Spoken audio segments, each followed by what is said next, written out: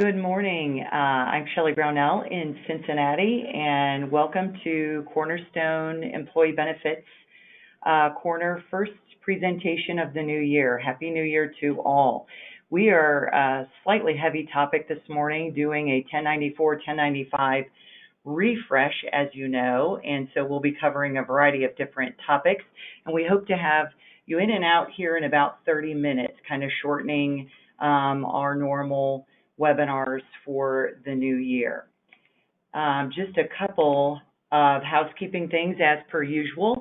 We're going to entertain all the questions at the end of the presentation, so please type those in the chat box, or the questions box, excuse me, and we will address all of those, or as many as we can get to at the end. In addition, for this particular presentation, when we sent out the webinar invitation, we did attach our 1094, 1095 guide that gives a lot of great detailed info for you. We have made some recent updates to that, so we actually have that in the handout section in the event that you would like to go ahead and print that off. We will recirculate that document as well when we send out the recording of the presentation. Again, there's my contact information. I am one of the directors for Cornerstone down in Cincinnati, our headquarters, Southwest Ohio. Feel free to give me a call following the presentation, or if you need anything in general. We want to remind you about our AGB portal. We launched this last year, and it is got great info available to you and also members of your staff if they have registered with us. It's an easy process to get registered. You can, if you are the principal of your agency, you can actually restrict what information your office staff have available to them, but we have a document center. You can view your commissions. We have a lot of great legislative pieces, and all of our checklists for not only quoting but new business are available on that website. If you haven't visited it or you don't know exactly how to get started, please reach out to your broker advisor and they'd be happy to get you up and running or get you pointed in the right direction. We also want to remind you we're just about ready. Probably next month we'll be announcing our winners from 2022 for our incentive cash program. This is for new business to Cornerstone that you have written, brought over, transferred, taken an agent of record on, etc. We are doing that once again. You have the potential to earn cash, and we award winners in the top 15, so there's varying amounts for the top prize winners, but register today and check out that flyer. We do encourage you all to register as soon as possible so that we can begin tracking your business this year. Okay, let's get into it. So 1094 is 1095. We know that the season is upon us, and it's one of those UGG things. There's been a lot of legislation that has been attempted to be passed to hopefully do away with all of this, and unfortunately, it's here to stay as far as we know for the time being. So 2 sections of the IRS code that this applies to in the event that you need some bedtime reading, Section 6055 and 6056. And each of these sections kind of apply to different products, different form types, and different size employers. So the 6055 is going to be for some of our level funded products, which are in the 1 to 50 range, fully insured, ACAs, MIWAs, grandmother, grandfathered, all of the nicknames that we have out there. Section 6056 is devoted almost solely to our applicable large employers, and we'll talk about what that is specifically by definition. And again, different product types may be involved there. Certainly it includes our self-funded, level funded. MIWAs, again, because those are an aggregation of many, many groups, and behind the scenes you know that they are self-funded. So in some instances, however, most of our MIWA products are not even eligible a 50-plus employer. But what is an ALE? So the way to determine ALE is obviously by your full-time eligible count. And it gets a little confusing between full-time eligible, and full-time equivalent. So just a little refresher that those part-timers do all add up to determine what a full-time equivalent count is for your employer. It's easy to do the full-time eligible. We're familiar with that, working 30 or more hours on average per week. And if you have at least 50 or more employees full-time, you are an ALE.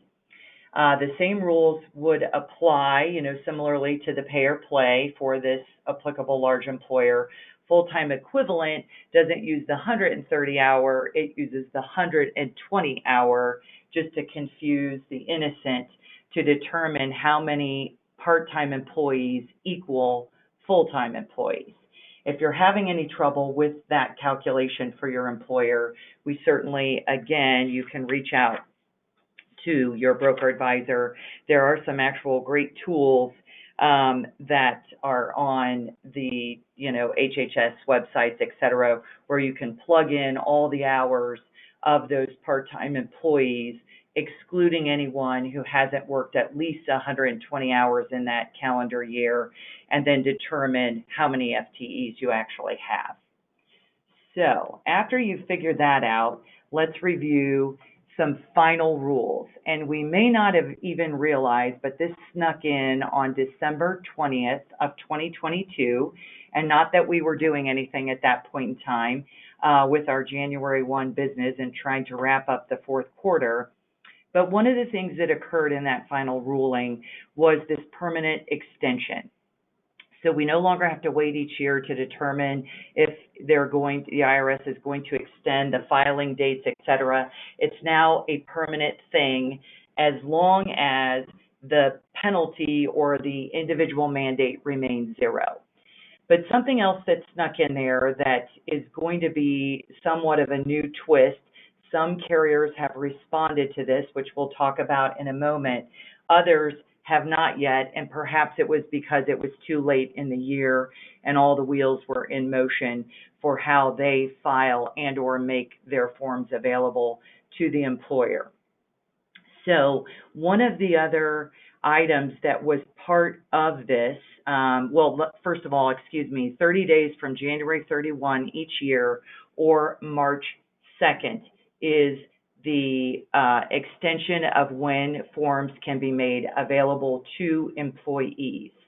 The extension is permanent, as I mentioned, but employers now only have to provide, or there's some alternative rules that they could fall into, or guidelines that allow them to make these forms available and instruct employees on how they can get the forms themselves versus distributing the 1095B to those covered individuals. And there are very specific rules. We've inserted those in our guide. That's why I encourage you to print that handout out, or when you receive it with the recording, print it out.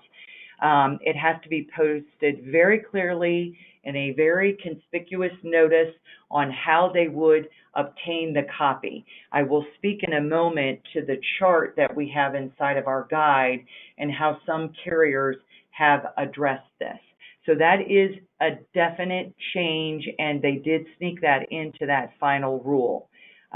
So it is a little different twist for the 2022 reporting year. Again, just to cover the IRS filing deadlines, while an employer has until March 2nd to make those forms available and or post information on the notification of where an employee could obtain their 1095B forms, they must be filed with the IRS by February 28th, the transmittal and the forms. And again, our chart in a moment will give you specific instruction on who requires or which carrier is doing what for you. If you are an employer that is filing things electronically already with the IRS, and perhaps that's a variety of different other forms that pertain to an employer's business, that is a March 31 date. The IRS Form 8809 is an automatic 30-day extension as long as that's filed on time. So if they do not file it by the February 28th date, they will not be granted an extension. And again, there is an additional 30-day extension for a business that has satisfied some specific hardship conditions. I would refer you to the IRS.gov site, and we have that sourced all throughout with links inside of our guide. So I'm not going to name any of those hardship conditions. I think you would have to, be spelling out what the specific circumstance of your employer was as to why they should be granted an additional 30 days to file that form or those forms. So this is going to look a little small. If you've filed or if you've printed off the guide or refer to it later, this is going to be information as it pertains to all of the carriers that you may or may not work with Cornerstone on, but the ones that we do represent and have contracts with. And I can tell you that there's a lot of information in here. So I'm going to kind of boil it down. There are about 4 carriers that are going to distribute and mail both the 1094B series, which is the transmittal to the IRS for the 1 to 50 employer, and the 1095B forms to your employees. Again, we just mentioned that there's a new rule. It's not a requirement that they be provided to these employees and mailed to their homes, but these carriers are still doing this, at least for the 2022. So we'll keep you updated should any of them change. And that would be the Aetna Funding Advantage, Medical Mutual's COSI MIWA, the UHC MIWA, and the Humana chamber plans for Kentucky. And there are 3 different chambers that those plans represent. They are all still distributing forms to employees and filing the transmittals on behalf of the employer. The other carriers, to boil it down, which are providing access for your employees of your clients to go online in the employee portals and pull down their own forms. Some have created new forms where you can put a written request forth to get a 1095B, and that would be Humana. They were late breaking news, so we've changed this guide a few times, thanks to Jess, our marketing person, over the last several days. But they are now giving 2 forms that you can obtain that with. But UHC All Savers and Level Funded, Allstate, all the Anthem MIWAs, SACA in Ohio, Kentucky Chamber Advantage, and the Chamber Health Alliance in Indiana, the Ohio Farm Bureau, which is now through Anthem as well, employers will still be required to file on their own the 1094B series. That is the transmittal form, which gives some basic group information along with copies of the 1095B. There are links throughout our guide. If you flip to the next page, where you can see we are giving instructions on how the employer can go to their portal and pull that down. If you are a broker with Anthem and you have access to the employer portal, which that's required to do any and all plan changes on behalf of your clients, you too will be able to access this information, and those links are hot links within our guide, so they will instruct you screen by screen on how to obtain those forms. Okay, so there's a lot of meat inside of that guide, but that is the kind of boiled down version of what each of the carriers are doing thus far. We would fully anticipate that for 2023, there may be other carriers that are no longer in that initial list of mailing out forms to employer groups and their employees, that they will flip into this, making them available on individual employee portals after a client has registered. One of the specific things you'll see in our guide, the new guide, is that the rules are very specific if you're not going to provide the B forms, and you have to have the notice posted of how an employee would obtain these forms, and that notice must remain available, conspicuous in a, whether it's an intranet, it's the workers' comp poster board, et cetera, wherever you post, an employer posts that kind of information, they must leave that notification up until October the 15th of the following year of the reported form. So, for example, if an employer was going to do it that way, they would post the statement that is required as outlined in the guide, tax forms available here, I believe it is, or it's something bold. You would have to leave that up till October 15th of 2023 so that they know at any time throughout 2023 that's how they would go about finding or obtaining their 1095B form. Okay, so enough about that. Let's move on. This is just the tail end of, the guide and the chart we have in there. If you are, if your client is in a product that is through a specific TPA, and they have purchased that in 2022, you will want to get with that third-party administrator to determine how they would obtain the information and if they are responsible as an employer to do all of those filings, or perhaps even the creation of the forms, regardless of their size. So we would direct you and your client to that specific TPA. Okay, so some common questions and misconceptions. Now, we may get a lot of questions here at the end about, tell me what code I should use for this. That's not the intention of our presentation today. We're happy to talk to you about that, probably not in the Q&A session, but if you have a very specific or odd situation, I would suggest you reach out to your broker advisor. But one of the common misconceptions or questions I think we get asked is, do ALEs report on covered employees only? So what about the waivers, and what about COBRA and some of those other things?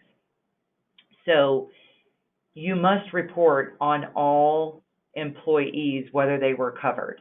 The 1095C, which is for applicable large employers, has to be, given out to anyone who was an employee in the reporting year. If they weren't an employee, then they wouldn't have to file one, or if they perhaps were someone in a limited non-assessment period. That's one of those atrocious phrases that came out of the Affordable Care Act, and we're going to cover that more specifically in the next paragraph and talk about that a minute. So what is a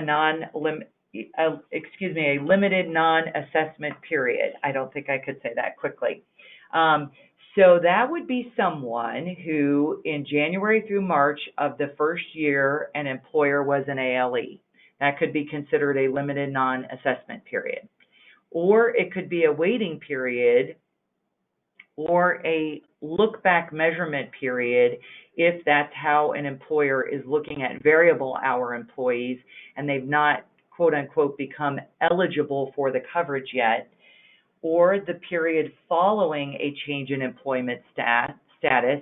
I went from full-time to part-time or part-time to full-time, etc., which is following an employee's initial measurement period, whether did they become eligible and came onto the benefits, did they waive the benefits, etc., or an employee's first calendar month of employment. So all very somewhat confusing, very specific measurement or qualified time periods. And, it all kind of centers around what code and how do we account for these people who are waiving coverage? Well, unfortunately, when this section of the ACA was written and these codes were finalized, there was no specific code given to the waived employee, which would have been a whole lot easier for employers and us trying to explain this information to employers. The IRS really wants more information about these employees as it relates to perhaps a limited non-assessment period or another safe harbor code. So there are many codes that are designed to kind of illustrate people in and around those timeframes, but unfortunately can't just be simply put as a benefit waiting period. So COBRA, I mentioned there's a lot of questions about COBRA. Do you have to give a COBRA person? Do you have to make one available to them, et cetera? Well, it's different if the COBRA employee is still active or if they are a terminated employee. So the terminated is pretty straightforward. They're not offered coverage by you. You can use this code. So we do actually give you a code suggestion there, 1H. And for all of the applicable months, they actually were terminated at some point in the calendar year and they left your employment, but they are COBRA eligible. And you don't have to account for whether they took the COBRA, didn't take the COBRA, et cetera. However, if that employee was the example, the obvious example would be, what if I had an employee that dropped in hours and now unfortunately they're no longer eligible for my benefits? I am a COBRA eligible employer, and therefore this employee is, should be offered COBRA, but they are still my active employee just on a part-time basis. There is a different way to account for that, and so you would need to account for that according to the code table. So keep in mind two different COBRA situations there. We often get asked, and these final rules, I think made it really easy for an employer to figure out or to understand, well, who's policing this? We get asked that often. Well, the IRS is. And number two, well, what's the penalty? Is there really a penalty? We're all very familiar with the A and B penalties, which you see listed there. But there are penalties for applicable large employers who have never filed these forms.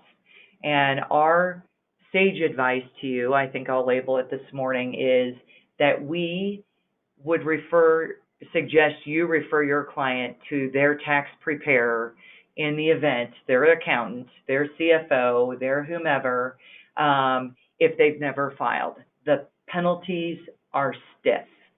$280 per return, up to $3.426 million per business. The fine can be stacked or doubled if they didn't make that notice available or furnish. It's not the notice. In the case of an ALE, you have to furnish the 1095-C forms to your employees. It could be $560. And in most of the reg or quick Q&As on the IRS site, they will tell you a 50 to 60 employee employer could easily see penalties in excess of $200,000 for a single year. So if they've not done this at all since 2015, just to give you a blast from the past, that's when this started, they could be looking at sizable penalties. I think there is no easy fix like there is for 5,500s and 100 and above employers where you can kind of creep in and the IRS will forgive you for a flat amount. There isn't one of those.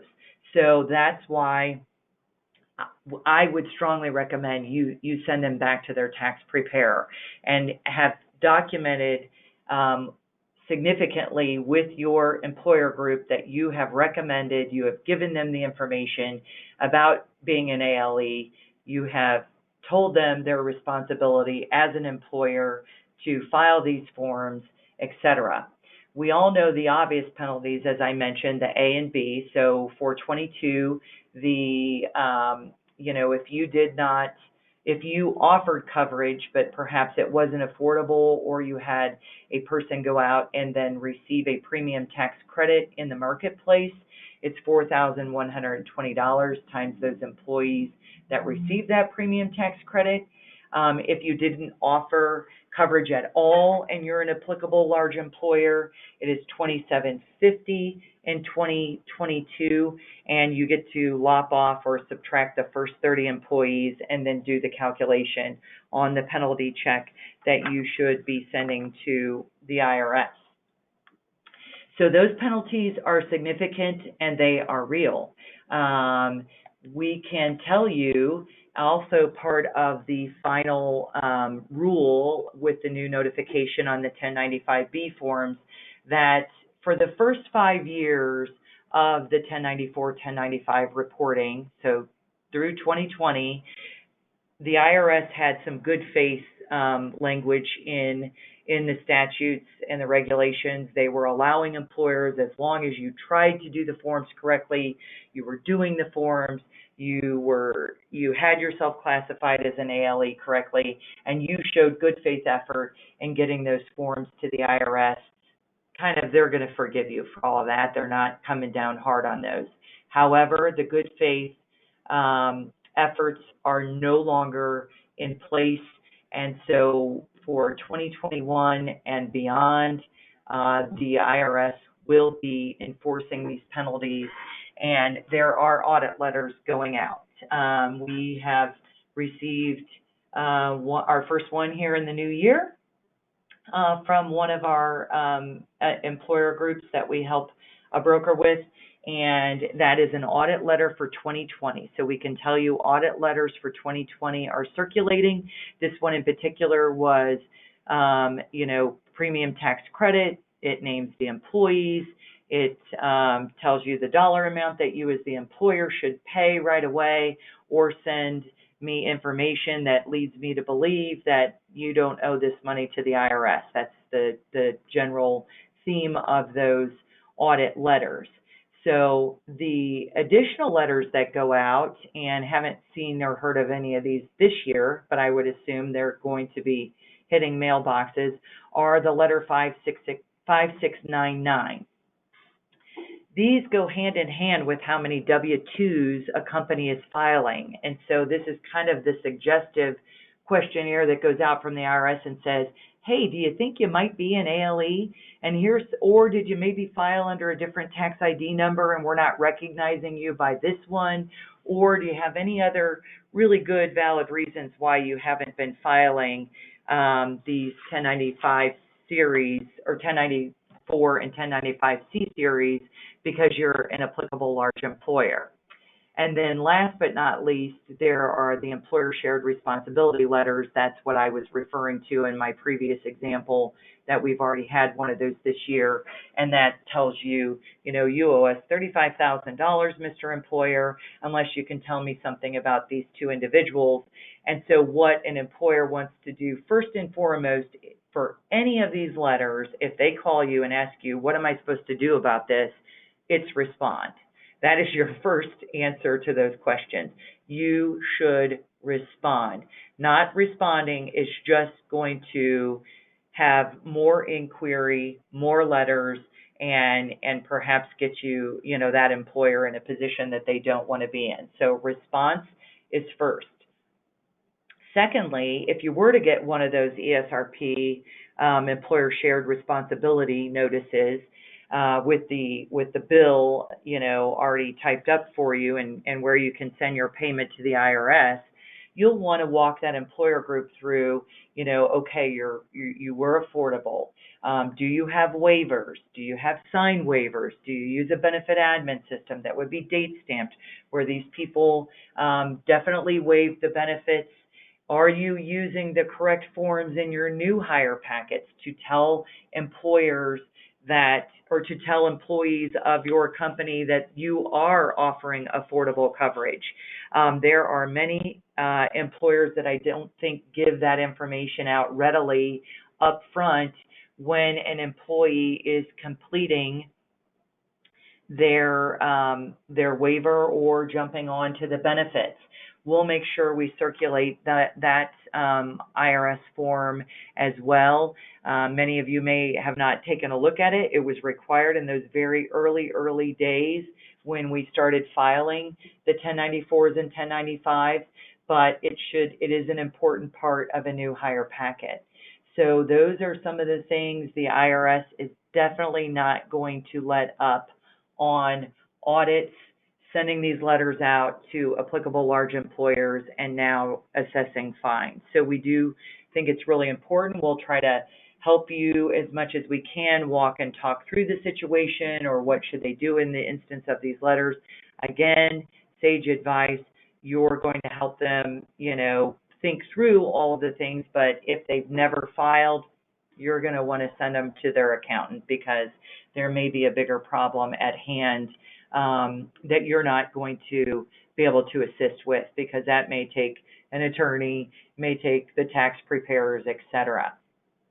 So those are kind of the main items we wanted to cover today, to kind of refresh you, to get you informed on this new rule, which carriers have made changes to how they were previously giving out information, etc. So now I don't think I see any questions in the chat box, but if anybody does have any, or excuse me, in the questions area, if you do have any questions, we're happy to entertain those now. If we get some later and we feel it's beneficial to the group, we'll put those in a bit of a Q&A format for you, or you can always reach out to your broker advisors in your specific geography. Jess, do you see any questions that I maybe can't see there? I do not know. Okay, so it looks like we all feel really confident about 1094, 1095. What we don't have at hand just yet, they should be made available online at all of the carriers' websites here very, very shortly. No one has given us the specifics. Yeah, ours is loaded, so we're kind of frequently checking that. You can check back in our Monday Minute, and we'll try to alert you to, hey, Anthem's got their information out there for employees now, or you can pull down these off the employer portal. They're available and ready to go. It will be at any time next week, here at the end of January, beginning of February, that those will be made available to give employers ample time to meet those deadlines. So we appreciate you attending today. Just want to highlight a great presentation coming up with our individual corner on February 1. The invites just went out today. It is on ICHRAs, Individual Healthcare HRAs, and we are partnering with NextBen is our digital vendor on that, and they are going to be giving, I think, some demo and some good up-to-date information should your employer groups decide that they can no longer sustain their group policies, or maybe there's a new prospect that you've met and they want to jump into one of those right away. So be sure to tune into that. It's at 9:30 on February 1. Registration probably just hit your mailboxes this morning. We appreciate your attendance, and I just we'll put be I put the registration link for the ICHRA webinar in the chat box as well, if anybody would like to go from there. Thanks, Jess. And so with that, we'll wish you a good day. Go Bengals. Sorry, down here in the southwest part of the state. Appreciate everyone attending, and have a great day. Thank you.